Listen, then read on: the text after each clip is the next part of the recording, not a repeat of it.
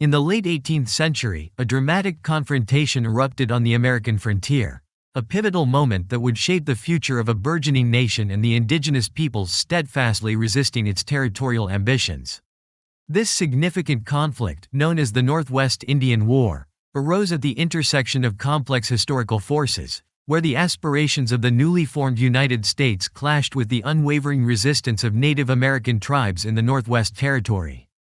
Following the American Revolution, the newly independent United States entered into a series of agreements with the Native American nations that inhabited the Northwestern Territories. These treaties initially set fragile boundaries, but the relentless push for westward expansion soon disrupted these arrangements as U.S. settlers and government forces encroached upon native lands. The roots of this growing conflict can be traced back to earlier events, such as Pontiac's Rebellion and the Proclamation of 1763. Both significantly altered the relationship between Native American nations and the United States, reshaping dynamics during and after the Revolutionary War.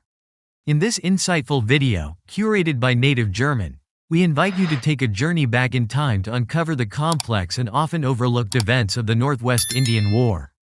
Together, we will delve into the causes, significant figures, and key battles that played out across the Northwest Territory. This war, also known as Little Turtle's War, spanned from 1785 to 1795 and involved a formidable coalition of indigenous tribes resisting the newly formed United States territorial ambitions. The narrative of this conflict echoes through American history as it shaped U.S. Native American relations and left a lasting impact on the trajectory of westward expansion that would ultimately define the American nation. Before we delve into the fascinating details of this era, we encourage you to show your support by liking this video and subscribing to our channel.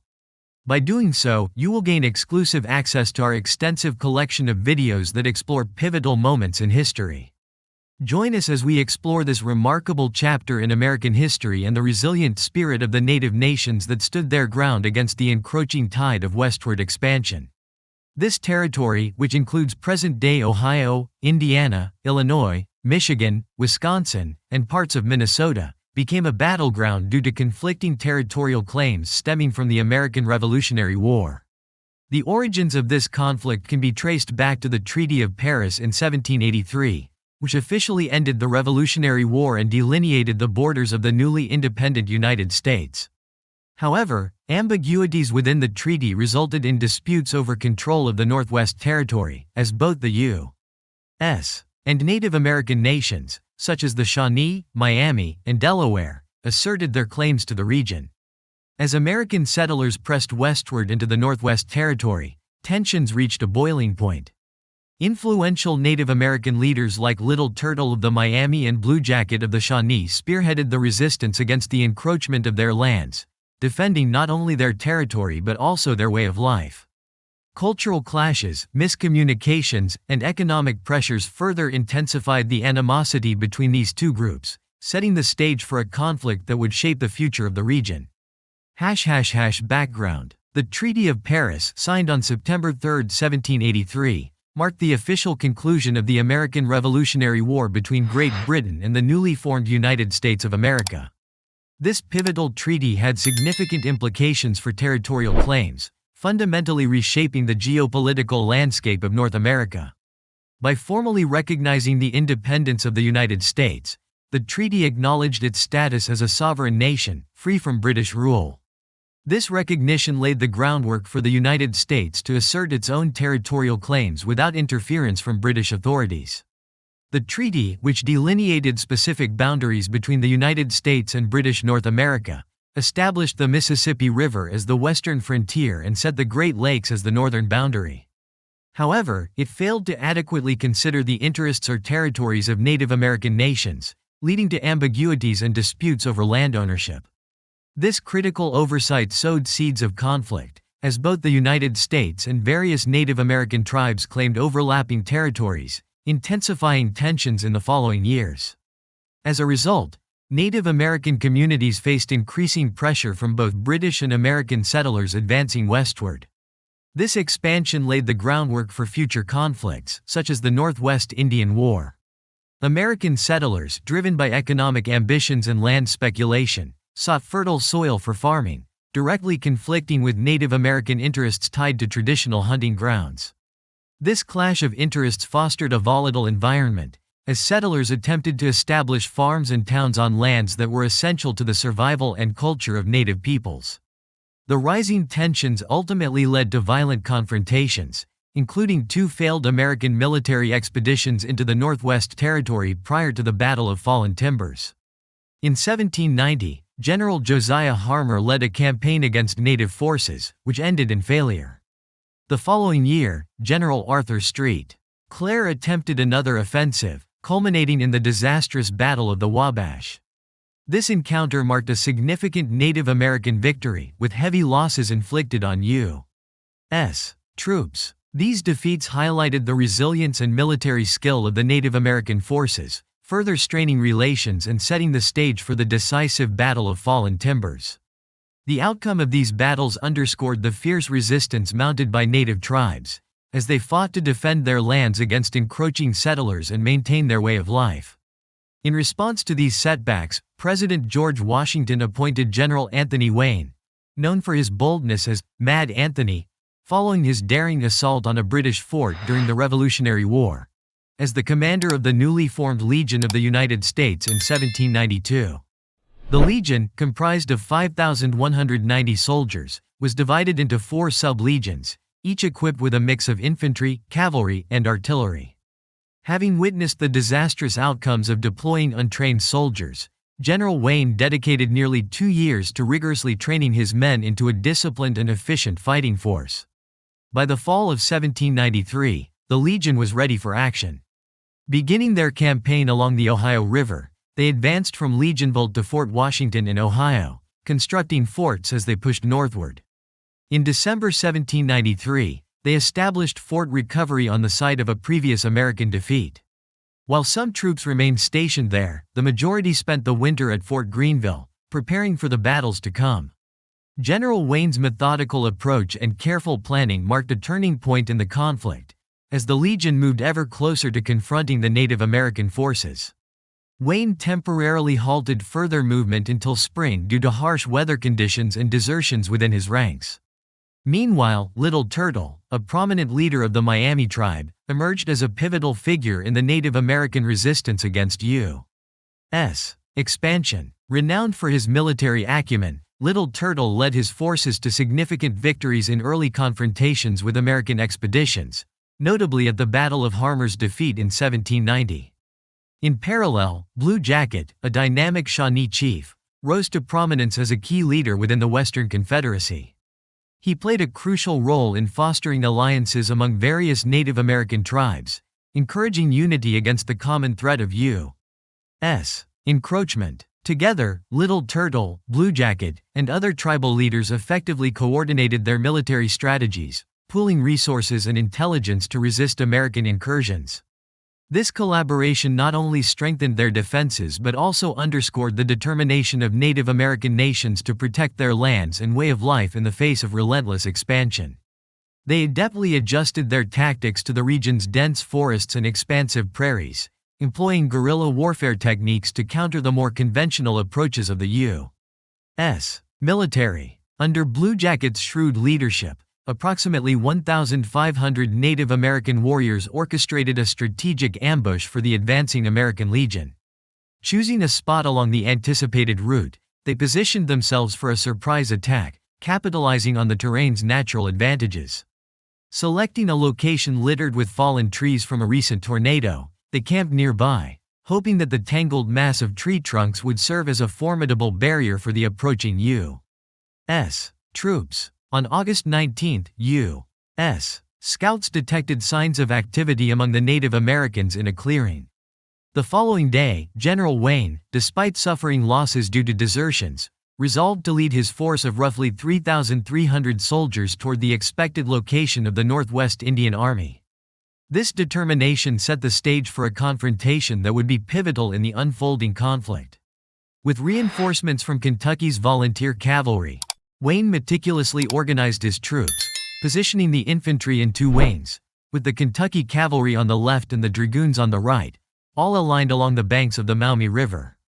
Both sides faced challenges, as neither was at full strength. Wayne's ranks had been diminished by desertions, and a group of Native American warriors had left that morning in search of food. Around 9 a.m., the remaining 1,100 Native American warriors formed loose lines facing west. Upon spotting the U.S. vanguard, they launched an immediate attack. The dense forest complicated matters for both sides, making it difficult to maintain their formations.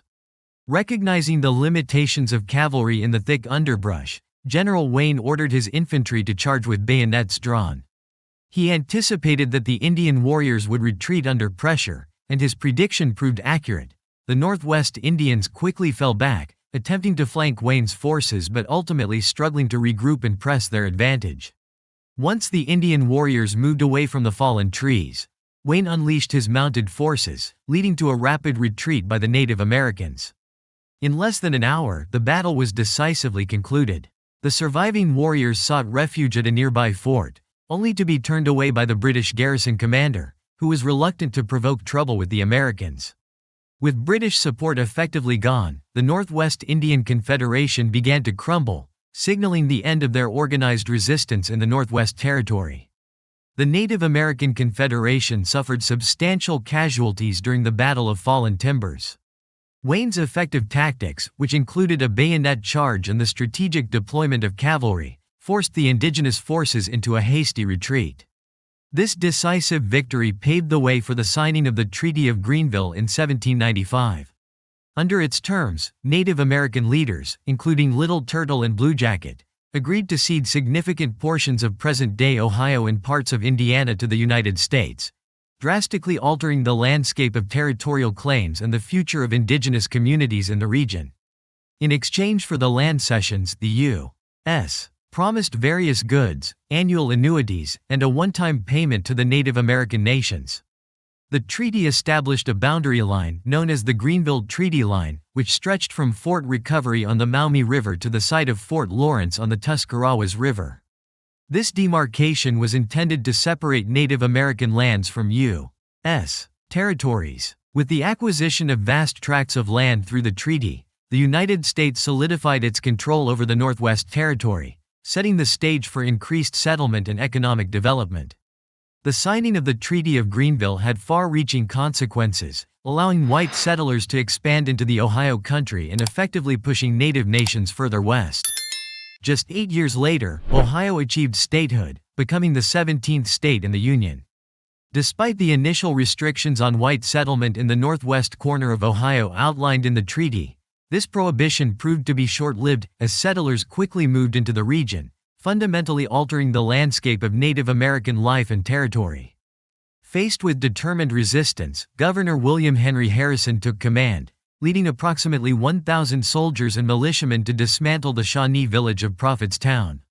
This village, established by Tecumseh as the heart of a new Native American confederacy, was on the brink of confrontation. On the evening of November 6, 1811, Harrison was unexpectedly met with a white flag waved by one of Tenskwatawa's followers. Seeking a ceasefire, they proposed a meeting between Harrison and Tecumseh to discuss the situation before any conflict erupted. However, this proposition would delay the inevitable, as Tecumseh was away recruiting warriors from the 5 civilized tribes, all facing similar land pressures. As dawn broke the next morning, Harrison's troops discovered themselves encircled by Tenskwatawa's warriors. The native forces cleverly initiated a diversionary assault on the northern flank of the American formation, prompting the first shots of the battle and jolting the still sleeping soldiers of Harrison into action. This unexpected clash would prove to be a defining moment in the escalating conflict between American settlers and Native American tribes in the region. A relentless attack on the southern flank forced Spencer's Yellow Jackets to falter and retreat, resulting in the loss of Captain Spencer and 2 of his commanding lieutenants to the onslaught of the warriors. Amidst the chaos, Harrison managed to restore order by repositioning Captain David Robb and the Indiana Mounted Rifles from the northern flank to reinforce the beleaguered southern side. Ultimately, the warriors reluctantly withdrew, granting Harrison's men the opportunity to fortify their defenses and regain control of the battlefield. In the aftermath, Governor Harrison proclaimed a significant victory, asserting that it bolstered his reputation, although evidence to support this claim remains tenuous. Tenskwatawa's supporters attempted to rebuild their village, but Harrison ordered its destruction once more on November 19, 1812. The conflict reached a crucial turning point on October 5, 1813, when Tecumseh was killed by Harrison's forces during the Battle of the Thames. Despite a promise in the Treaty of Ghent to protect Native American rights, the Americans chose to disregard these commitments, further intensifying the struggle for indigenous sovereignty in the face of relentless expansion. Unfortunately, any hopes for an Aboriginal homeland in the Northwest were irrevocably shattered in 1815, marking a tragic conclusion to the events set in motion by Harrison's claims and subsequent actions. In the aftermath of the Northwest Indian War, the U.S. government began implementing policies aimed at concentrating Native American populations on designated reservations. This represented a significant shift in the management of native lands, further restricting their autonomy and self-governance. The grievances that arose from the Northwest Indian War laid the groundwork for ongoing hostilities between Native American tribes and the U.S. government. This cycle of conflict continued throughout the 19th century, exemplified by events such as the Indian Removal Act and the Trail of Tears. Despite their remarkable resilience, Native American communities faced profound challenges during this period. The loss of ancestral lands, disruptions to traditional ways of life, and the devastating consequences of armed conflicts inflicted severe tolls on these communities, reshaping their futures and undermining their cultural heritage. These challenges echoed through generations, profoundly shaping the ongoing struggles faced by indigenous communities in the wake of westward expansion. We invite you to share your thoughts in the comments section below, and don't hesitate to hit the like and subscribe buttons to show your unwavering support. Thank you for watching.